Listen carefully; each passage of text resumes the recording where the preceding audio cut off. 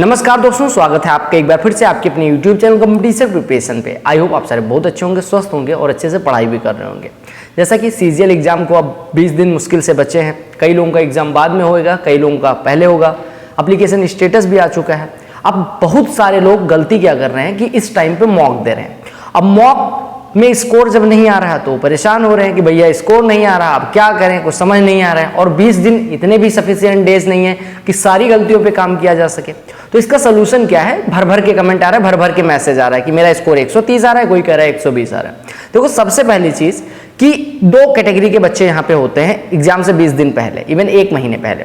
एक जिनका 150, 160, 170 आ रहा है, उनको मॉक देने ना देने से कोई फर्क नहीं पड़ता, क्योंकि वो 160, 70 लगातार ला रहे हैं। तो वो अगर मॉक देंगे भी तो कॉन्फिडेंस ही बिल्ड होगा कि मेरा तो लगातार आ रहा है। और अगर नहीं भी देंगे तो उनका 160, 70 आ रहा है तो उनको कोई फर्क नहीं पड़ना। उनकी स्पीड अच्छी है, उनको सारी चीजें मैनेज करना पता है, कैसे मैनेज करते हैं टाइम को। और मॉक का जो मोटो होता है मॉक देने का, वो ये होता है अपनी गलतियां फाइंड करना, टाइम मैनेजमेंट। इसके सिवा मॉक का कोई मतलब नहीं होता। मॉक में स्कोर कितना आ रहा है, कैसा आ रहा है, उसका कोई मतलब नहीं होता। तो अगर आप पहली कैटेगरी से हैं तो आपके लिए तो भैया कुछ सलाह नहीं है। आप मॉक दें ना दें कोई फर्क नहीं पड़ने वाला। आपके एग्जाम रिजल्ट पे आपका सिलेक्शन होने वाला है 110%। अब जाके वहां पे साइन या अपना रोल नंबर भरने में गलती ना कर दे तो आप सिलेक्ट हो चुके हैं। मेंस के लिए तैयारी करना शुरू कर दीजिए। अगर आप दूसरे कैटेगरी के हैं तो मेन प्रॉब्लम यह है कि किसी को देख के अपना कपड़ा नहीं फाड़ा जाता। कहावत सुनिए, ये जो 20 दिन है ना, ये मॉक देने के दिन नहीं है। एक बात बताओ, मॉक में क्वेश्चन कौन सेट करता है? मॉक में जो क्वेश्चन सेट करते हैं, मुझे रियलिटी पता है, वो फ्रीलांसर सेट करते हैं जो एसएससी की तैयारी तुम जैसे कर रहे हैं। अब उनसे कोई प्रश्न नहीं हुआ, उन्होंने चेप दिया मॉक में। कई सारे मॉक रिलीवेंट होते हैं, कई सारे मॉक इरिलीवेंट होते हैं। लेकिन इस टाइम पे कौन रिलीवेंट है कौन इरिलीवेंट है कह नहीं सकते। तो इस वजह से आप अगर मॉक देके उसके स्कोर को लेके परेशान है ना, तो ऐसे समझ लो आप सिलेक्शन से 200 कदम दूर जाके खड़े हो रहे हैं। क्योंकि इस टाइम पे एम्बिग्युइटी होना, आपके दिमाग में डिस्ट्रैक्शन होना, आपके दिमाग में किसी भी तरह की डिलेमा होना, ये आपको सिलेक्शन से दूर ले जाने वाली चीजें हैं। आप कितना भी तैयार हो, अगर आपके मन में एक बार ये आ गया कि आपका सिलेक्शन नहीं हो पाएगा, कहीं कोई गलती ना हो जाए, तो आपका सिलेक्शन डेफिनेटली नहीं होगा। ये बात लिख के ले लो। अब कुछ लोग कहेंगे अगर मॉक ना दे तो करें क्या, हमें तो कुछ पता ही नहीं चल रहा है कि हम कैसा पढ़ रहे हैं। देखो, इस टाइम पे आपको क्या पढ़ना है, जो एसएससी में चीजें पूछी जा रही हैं। प्रीवियस ईयर के सिवा आपने एक भी चीज करी, एक भी चीज प्रीवियस ईयर क्वेश्चंस के सिवा और अपने नोट्स रिवाइज करने के सिवा करी, तो समझ लो कि आप सिलेक्शन से दूर जा रहे हैं। आपने अभी तक जो मॉक दिया था वो दे लिया, अब उसका एनालिसिस भी तो कर लो। मॉक मान लो आपने 10-20 दे लिया था, अब उसमें देखो कि क्या गलतियां आप कर रहे थे। एक दिन बैठ के एनालिसिस कर डालो, उन गलतियों पे काम करो, प्रीवियस ईयर क्वेश्चंस को करो। आप बार बार मॉक देके कोई फायदा है? मान लो 10 दिन से आपको खांसी आ रही है, आप 100 दिन तक अलग अलग डॉक्टर्स के पास जाते रहे और डॉक्टर्स आपको बताए, कोई कहे खांसी है, कोई कहे आपको टीबी हो गई, कोई कहे कुछ, कोई कहे कुछ। क्या उससे आपका इलाज हो जाएगा? क्या उससे आप स्वस्थ हो जाएंगे? या एक और एग्जांपल लेते हैं कि आप 100 मशीनों पे वेट करें, डेली जाएं, वेट करके आएं कि मेरा वजन 60 किलो है। अगले दिन जाएं 60 किलो, अगले दिन जाएं 60 किलो, 59 किलो, 60 किलो। क्या उससे आपका वेट बढ़ या घट सकता है? क्या आप पतले या मोटे हो सकते हैं उससे? नहीं। उसके लिए आपको क्या काम करना पड़ेगा? जैसे आपका वेट कम है तो आपको ज्यादा खाना पड़ेगा, अगर ज्यादा है तो डाइटिंग करनी पड़ेगी।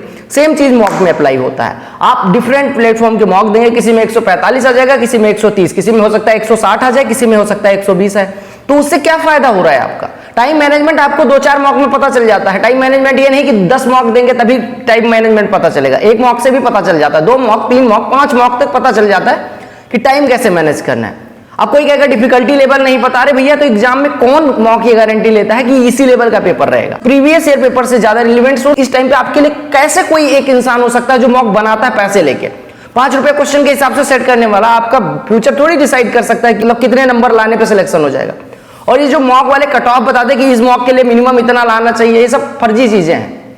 ठीक है, मेरे मॉक में कभी भी इतने नंबर नहीं है जितने मेरे एक्चुअल एग्जाम में, कभी भी, चाहे वो प्री हो चाहे मेंस हो। हमेशा मॉक से बेटर परफॉर्मेंस एक्चुअल एग्जाम में करिए। क्यों? क्योंकि कॉन्फिडेंस अगर आप डीप कर लोगे इस टाइम पे 20 दिन में ना, तो ना आपसे पढ़ाई हो पाएगी और ना आपका स्कोर इंप्रूव हो जाएगा। तो आपको बस एक काम करना है, प्रीवियस ईयर क्वेश्चंस करने हैं, अपने नोट्स जो बना रखे हो बार बार 1 लाख बार एनालिसिस करनी है। अब दूसरे पार्ट पे आते हैं। सबसे ज्यादा ओवर हाइप सब्जेक्ट जो है वो जीके है। जीके के सिवा भी 150 नंबर की चीजें आती हैं, और 150 नंबर अगर आप 150 में 140, जीके में 20 भी नंबर आया ना, तो 160 से आपका सिलेक्शन किसी भी कैटेगरी से कोई रोक नहीं सकता, चाहे रॉ हो चाहे नॉर्मलाइज हो। अगर आपको लगता है कि जीके के पीछे इतना टाइम वेस्ट करके अपना मैथ्स, इंग्लिश, रीजनिंग खराब कर लोगे, तो आपका सिलेक्शन वैसे नहीं होना। जीके से ज्यादा ओवर हाइप इस टाइम पे कुछ भी नहीं है। कुछ लोग बोल दे रहे हैं जीके टफ है, तो आज भी जीके ही पढ़ रहा है। हर बच्चा जीके के पीछे पागल है, जीके के 100 टीचर, जीके के 100 बुक्स खरीद ले। सिलेक्शन जीके नहीं करवाता भैया, और बाकी 3 सेक्शन भी हैं। मेंस में आपका मान लिया कि 75 नंबर का जीके आता है, बाकी के सब्जेक्ट, बाकी मैथ्स और रीजनिंग 180 हो गया, 135 का आपका इंग्लिश हो गया, वो सब कहां है? 180 और 135 कितना हो गया? 315। आपके 20 नंबर आ जाए, 335 पे कोई सिलेक्शन रोक सकता है? तो जीके को ओवर हाइप ना करो, ओवर हाइप कर दोगे तो ऐसे भी सिलेक्शन नहीं होना।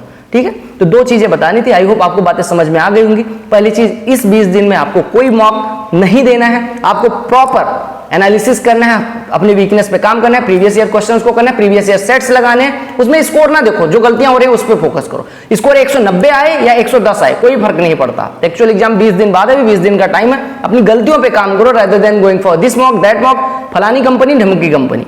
और कोई भी अगर कह रहा है मॉक दो, तो इसका मतलब यह है कि उसका 160 170 रेगुलर आता था, वो आपको बता सकता है मॉक दो। वो अगर देता तो भी फर्क ना पड़ता, ना देता तो भी फर्क ना पड़ता।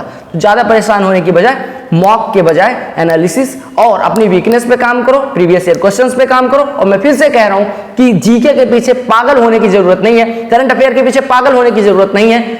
जितना वो डिजर्व करता है उतना ही उसको टाइम दो। बाकी 3 सेक्शंस को एकदम इग्नोर नहीं करना। मैं हमेशा कहता हूं चारों सेक्शन से सिलेक्शन होता है, किसी एक सेक्शन में आप 100% भी स्कोर करके सिलेक्शन नहीं ले सकते। बीट मैथमेटिक्स, रीजनिंग, इंग्लिश और जीके, बीट कंप्यूटर, कोई भी। आई होप आपको सारी बातें समझ में आ गई होंगी।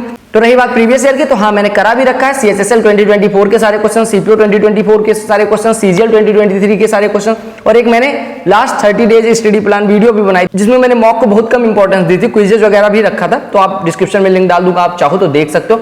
मैं फिर से एक बार हाथ जोड़ के रिक्वेस्ट करता हूं कि अगर आपका 160 170 लगातार नहीं आ रहा तो मॉक देने की जरूरत नहीं है। आप अपनी weakness and previous year questions, notes revision और जो भी टीचर्स के नोट्स है उन पे ट्रस्ट करो, उन पे रिलाई करो और सिलेक्शन की तरफ आगे बढ़ो। अदरवाइज ये सारी चीजें आपको सिलेक्शन से दूर ले जाएंगे और फिर आप अगले साल यही कर रहे होगे, मॉक दे रहे हो नंबर नहीं आ रहा, मॉक दे रहे हो नंबर नहीं आ रहा। ठीक है।